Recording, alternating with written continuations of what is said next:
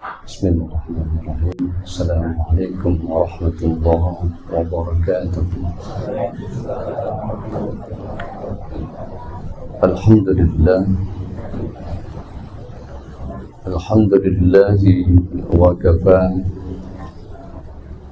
Wassalatu wassalamu ala sayyidina Muhammadin al-Mustafa wa ala alihi wa sahbihi ahli siddiqil wafa wa ba'd.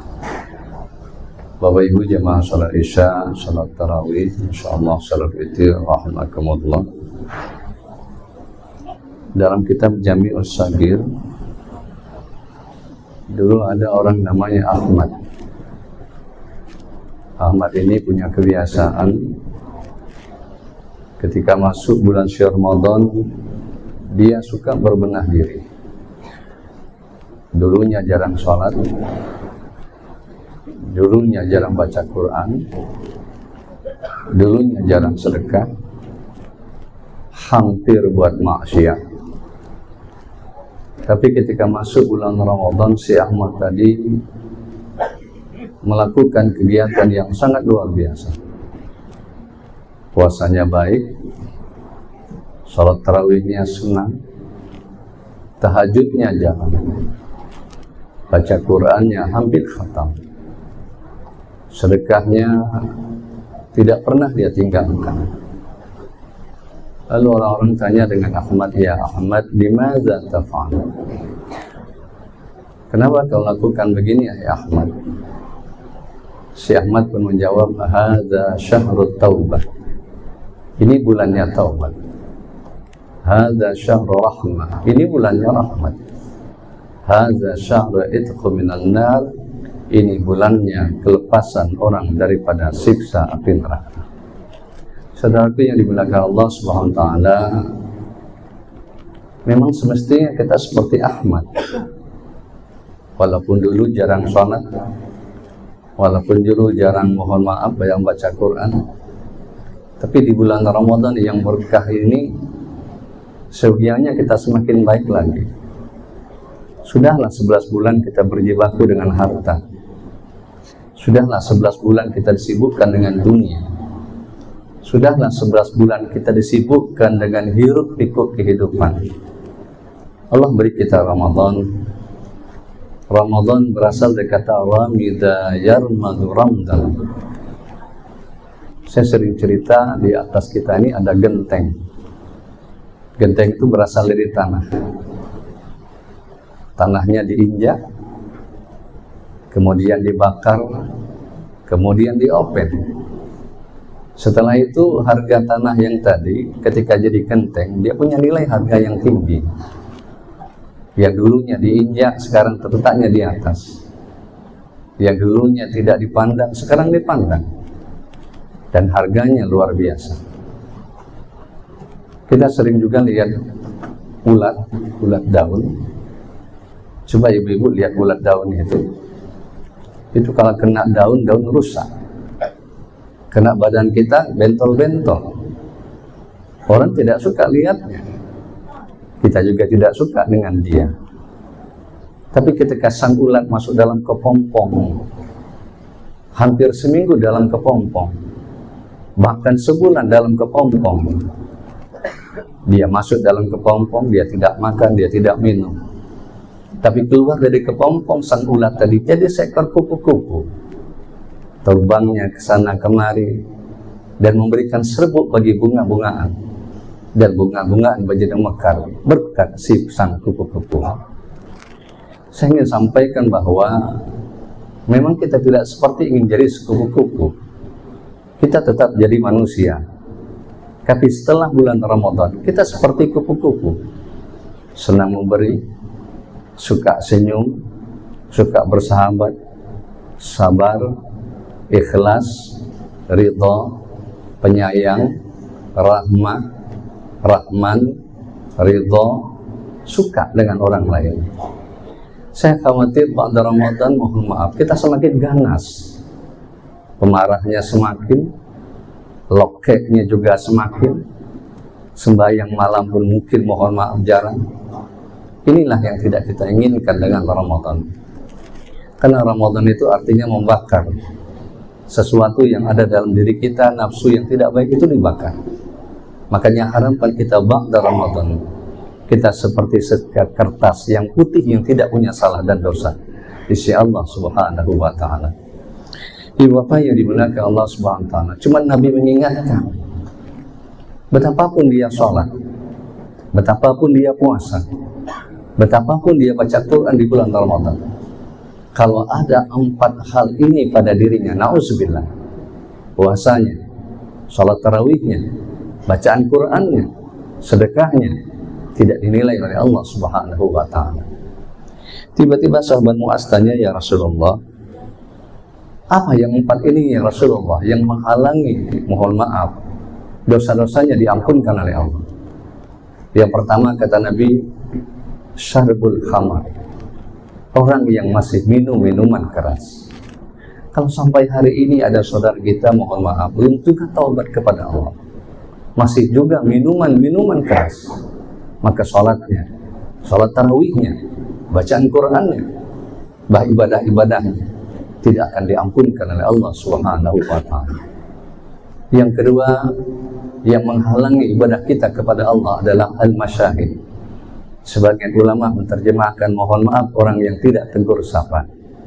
Kalau sampai malam yang ke-16 ini, malam yang ke-16 ini, ada tetangga yang tidak tegur sapa, ada adik-beradik yang tidak tegur sapa, ada mertua dengan menantu yang tidak tegur sapa, na'udzubillah, percuma salatnya, percuma salat tarawihnya, percuma puasanya, percuma sedekahnya, percuma salat tahajudnya, karena dosanya tidak diampunkan oleh Allah Subhanahu wa ta'ala. Yang ketiga, yang menghalang amal ibadah kita terima oleh Allah karena dosa itu adalah qati'ur rahim, orang yang suka memutuskan hubungan silaturahim. Makanya mohon maaf, sebelum kita masuk Ramadan tadi, cepatlah kita bersilaturahim, bertetangga, berteman, bersahabat. Karena ibadah ini bukan sholat saja, bukan zakat saja, bukan haji saja. Silaturahim adalah satu yang mengantarkan kita dalam surganya Allah Subhanahu wa ta'ala. Dan yang terakhir kata Nabi, makanya dosa kita tidak diampunkan oleh Allah walaupun dia sholat. Salah satu adalah, mohon maaf, yang terakhir adalah haqqul walidain, orang yang durhaka kepada kedua orang tuanya. Soekarno hebat bukan karena otaknya, Soeharto hebat bukan karena pintarannya, Imam Syafi'i menjadi hujjul Islam bukan karena kepintarannya, Syekh Abdul Qadir Jalani menjadi aulia Allah bukan karena kewaliannya, karena baik dengan kedua orang tuanya. Betapapun hebat sholat kita, betapapun hebat tahajud kita, kalau kita durhaka dengan kedua orang tua kita, na'udzubillah, ibadah kita tidak akan diterima oleh Allah Subhanahu wa ta'ala. Perjalanan Ramadan masih panjang, puasa kita masih lama, sholat tahajud kita masih kita seringkan. Jangan sia-siakan kesempatan yang mulia ini. Kita tidak tahu Ramadan akan datang apa ketemu lagi. 3 hal yang ingin saya sampaikan dalam kesempatan yang terakhir ini, bahwa puasa itu setidaknya mengajarkan 3 hal. Pertama, puasa mengajarkan kita ikhlas.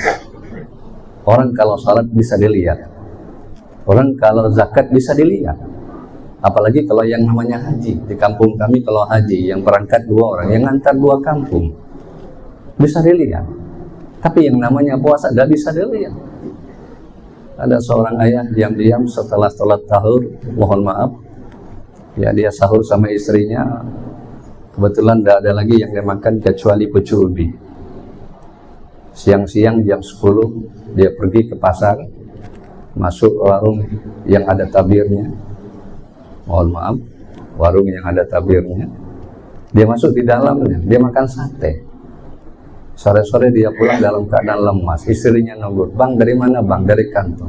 "Kok lemas nih?" "Inilah gara-gara pucuk ubi." Tapi ditakdirkan oleh Allah Subhanahu wa ta'ala. Sang suami tadi nak muntah. Istri menyiapkan baskom. "Bang, jangan muntah dulu, siapkan baskom." Sekali muntah, keluar sate. Istrinya berpikir, "Bang, bukankah kita sahur tadi pucuk ubi? Kenapa keluar sate?" Inilah berkatnya bulan suci Ramadan. Oh ibu yang dimuliakan oleh Allah. Yang kedua, puasa menanamkan kita, mohon maaf, menahan amarah.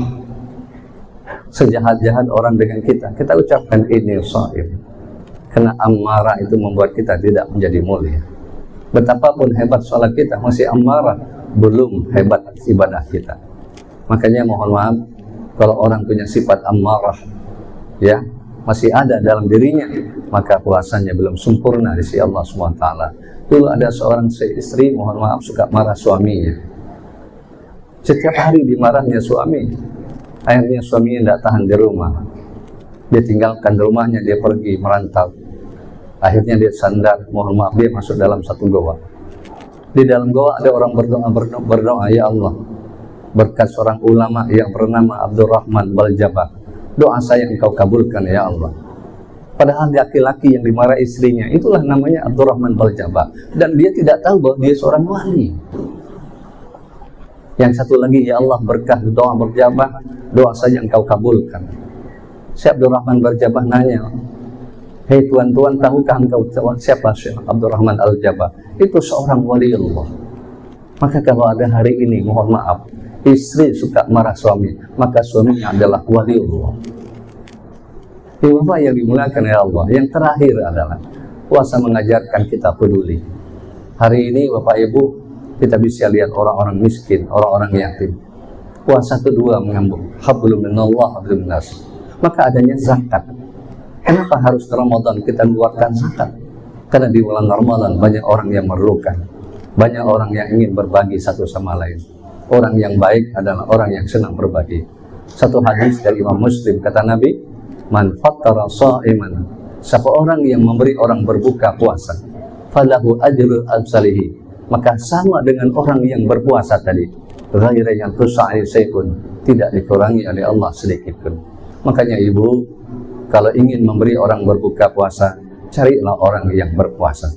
Jangan kasih orang yang tidak puasa, sia-sia. Maka kalau di masjid orang baca Quran, ibu ngasih orang baca Quran, sama dengan kita baca Quran. Ada di masjid orang berzikir, ibu kasih dengan orang berzikir, sama kita dengan berzikir. Ada orang sholat sunnah di masjid, ibu kasih dengan untuk berbuka puasa, sama dengan kita sholat sunnah. Sampai-sampai Nabi menyebutkan, ghaira yanqusa alaihi syai'un, tidak dikurangi oleh Allah sedikit pun. Mudah-mudahan puasa kita, sholat tarawih kita, ibadah sunnah kita, tadabbur Al-Quran kita, sedekah kita diterima oleh Allah Subhanahu wa Ta'ala. Terima kasih. Al-'afwu minkum. Wassalamualaikum warahmatullahi wabarakatuh.